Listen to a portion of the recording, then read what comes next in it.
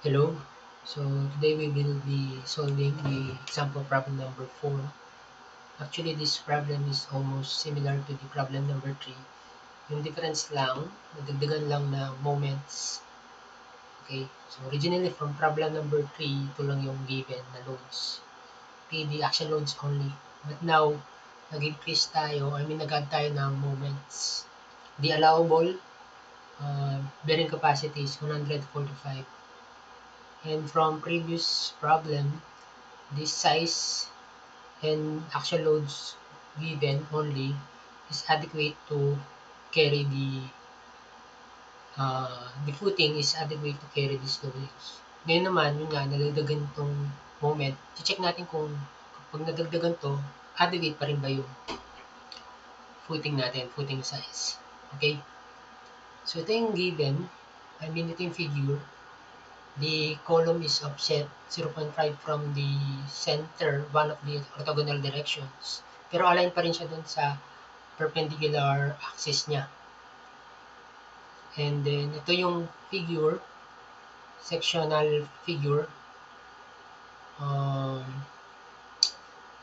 The given moments are in clockwise direction. Okay. So, analyze natin.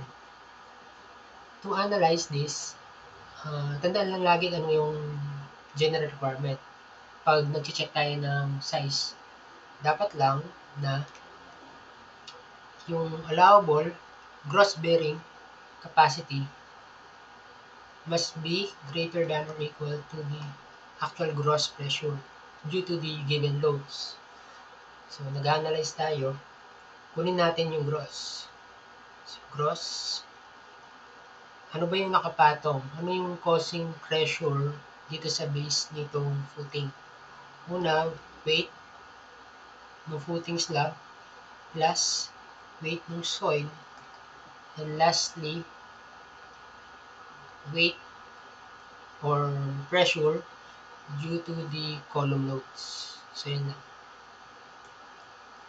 So, Q ni footing plus pressure ni soil plus P over A plus minus MC over I. Now, the problem here, itong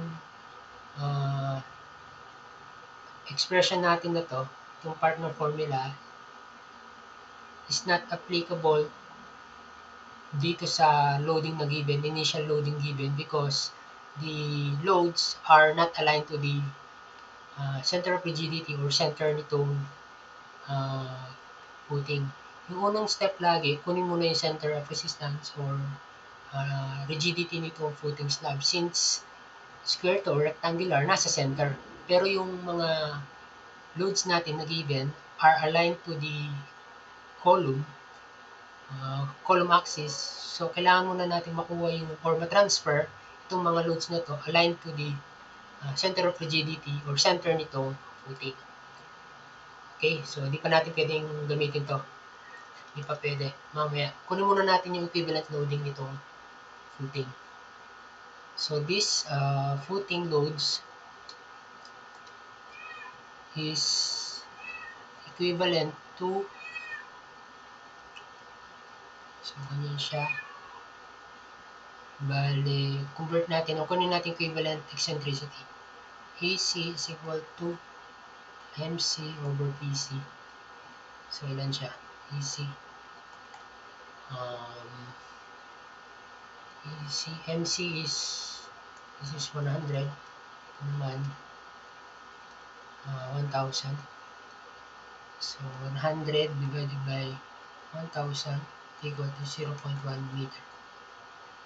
Okay, so, ito yung center line, itong footing. Tapos, bali yung column load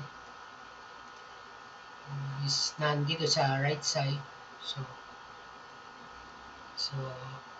this is PC.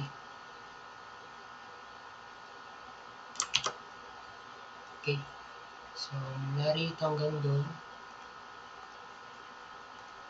So, ito, this is 0.1 meter. Mula dun hanggang dito, 0.5 meter. So, the total eccentricity with respect to the center nitong footing of the load PC is 0.6. So, this loading now, ita-transfer na natin itong PC aligned to the center of resistance or center nitong square footing. So, magiging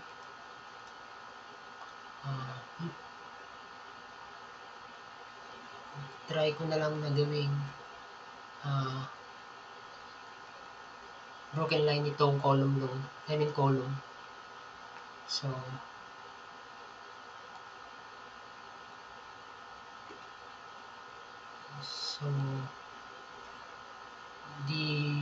this loading is now equal to, align na natin yung PC dito. Pero hindi pa yan equivalent dito kasi nga kailangan pa natin magdagdag ng MC. Now, si MC is equal to, ilan to? 0.5 plus 0.1, this is 0.6. So, 1,000 PC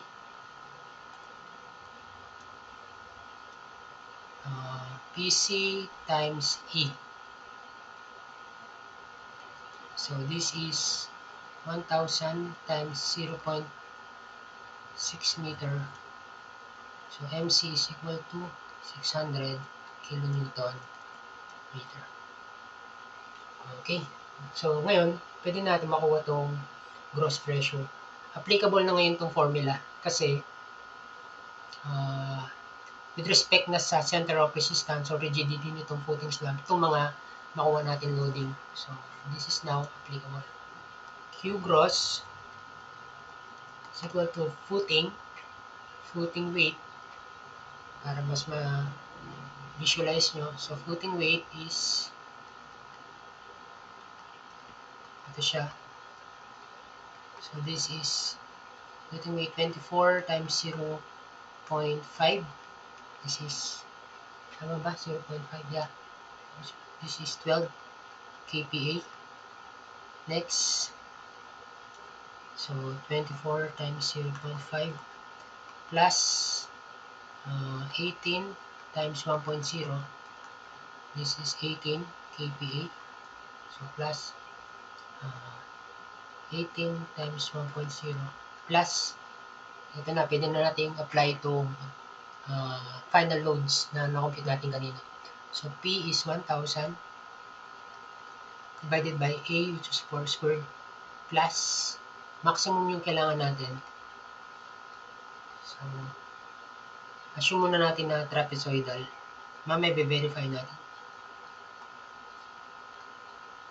So, kukunin natin itong maximum dito.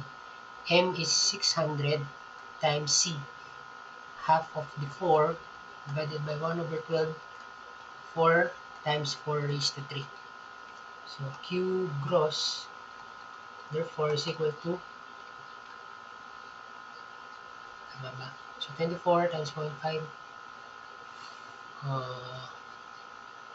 1,600 times 2, 4 raised to 4. So, the answer is 148.75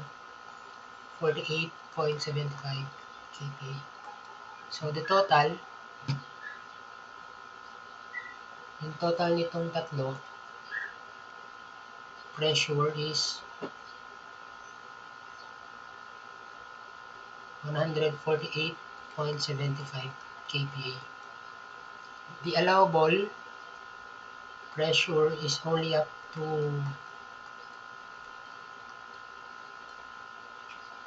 ilan ba yung allowable? 145.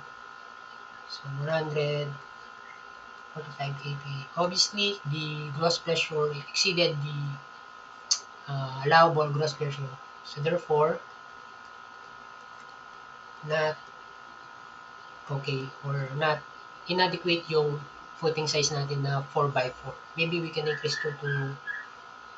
this to 4.1 or 4.2. Okay? By the way, check pala natin kung trapezoidal nga ba yung pressure natin due to the column load. So, the actual eccentricity with respect to the center of rigidity of the footing is E, which is itong 0.6, not the original loading. So, 0.6 meter.